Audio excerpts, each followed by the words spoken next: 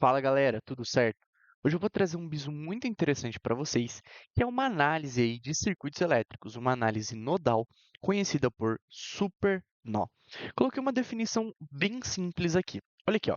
Um supernó é formado envolvendo-se uma fonte de tensão e ela pode ser dependente ou independente, e aí vai depender se ela varia ou não com a corrente, conectada entre dois nós que não são nós de referência e quaisquer elementos conectados em paralelo com ele.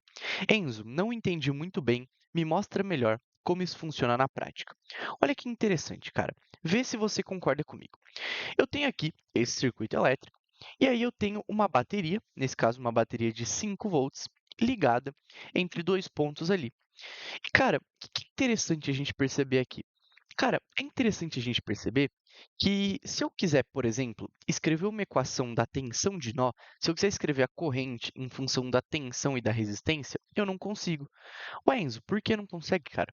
Porque eu não tenho resistência, cara. Eu não tenho uma resistência aqui e eu não tenho uma resistência aqui.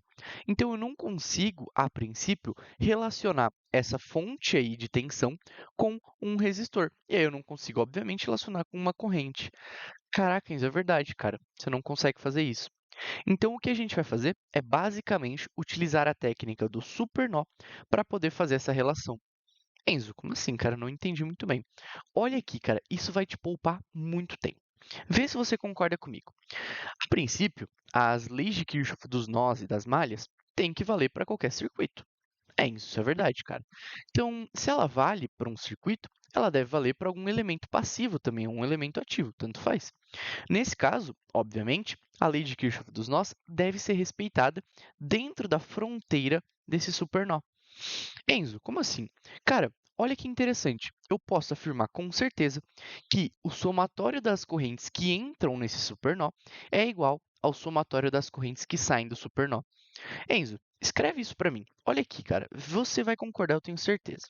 Meu primeiro passo vai ser dizer o seguinte, que I1 mais I4 tem que ser igual a I2 mais I3. Então, olha aqui, ó, I1 mais I4 tem que ser igual a I2 mais I3. Tranquilo? Ah, Enzo, a princípio isso é verdade, cara. A princípio eu não vejo problema nenhum em você escrever isso, até porque é a lei de Kirchhoff das correntes. Tranquilo? Legal?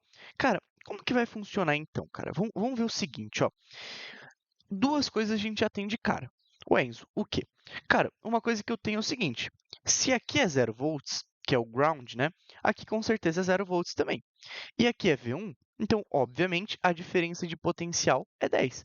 Então, obviamente, V1 vale 10. Então, eu já vou escrever isso aqui também, que V1 é igual a 10 volts.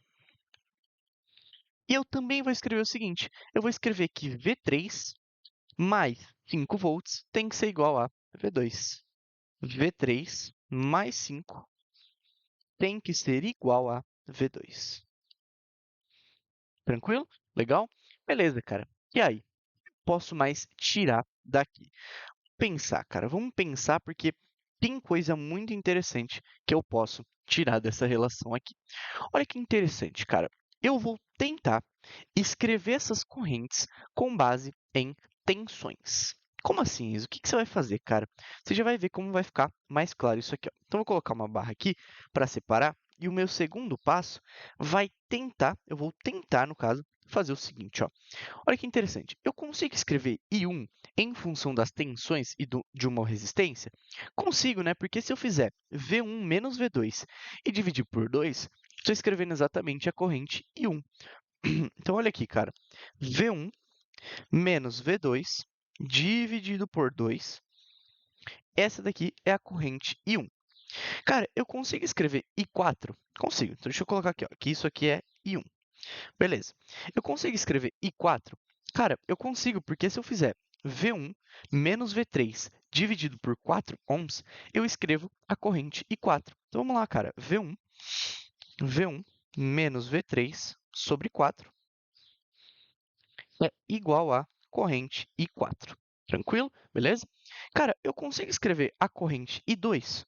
Consigo, né? Porque a corrente I2 nada mais vai ser do que V2 menos 0, porque aqui embaixo é 0 volts, dividido por 8. Então, vai ser V2 sobre 8. isso aqui sendo igual a I2. E eu consigo também, cara, escrever a corrente I3? Consigo, né, cara? Porque olha aqui que interessante. De forma análoga, eu posso escrever que V3 menos zero, que aqui embaixo também é 0 volts, dividido por 6 é igual a I3. Então, V3 sobre 6 é igual a I6. Igual a I3, desculpa. Igual a I3. Pronto, eu consegui escrever todas as correntes em função das tensões do circuito.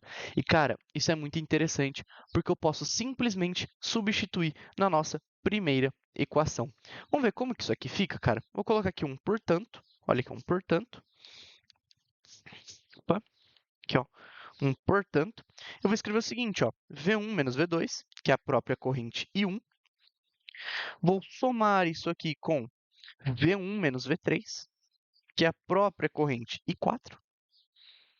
E isso aqui tem que ser obrigatoriamente igual a V2 sobre 8, que é a corrente I2, V2 sobre 8, mais V3 sobre 6, que é a própria corrente I3. Tranquilo?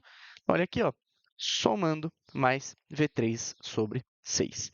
E agora, cara, a princípio isso aqui não resolve, né? Só que, cara, resolve sim.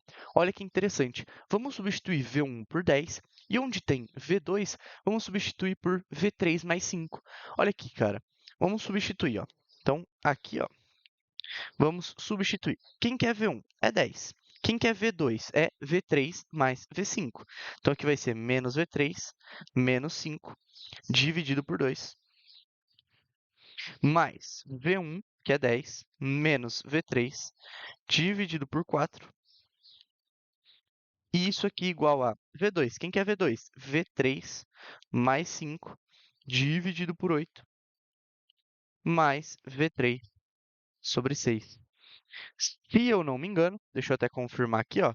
Vamos confirmar rapidinho quanto que dá esse resultado, mas imagino que dê 4,2. Vamos ver?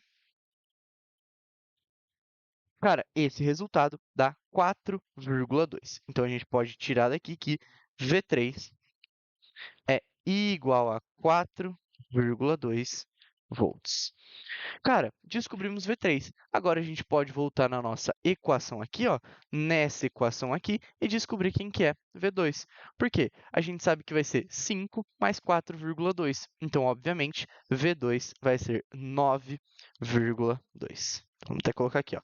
V2 é igual a 9,2 volts. Tranquilo? Cara, por que é importante a gente achar as tensões? Porque achando as tensões, a gente consegue estabelecer o valor das correntes. Ô Enzo, como assim? Eu consigo agora determinar quem é I3, I2 e I1? Consegue, cara. Por quê? Porque sabendo V3, você pode fazer o seguinte, ó. V3 menos 0 dividido por 6 é igual a I3. Você já sabe o valor de V3, que é 4,2, divide por 6 e aí você determina a corrente. Eu nem vou fazer esses cálculos porque são bem tranquilos aí, para o vídeo não ficar longo. Cara, essa técnica é muito interessante, tá? Tem muitas questões que a equação do supernó, ela te auxilia, ela te dá uma equação auxiliar para você poder desenvolver a sua tensão de nó. Tranquilo? Essa questão aqui é bem tranquila. Se vocês quiserem mais questões aí utilizando supernó, venham aí no meu privado, me manda uma mensagem que eu te mando mais algumas questões para você treinar a ideia de supernó. E se vocês quiserem, eu trago um segundo vídeo aí também com uma questão mais complicada de supernó.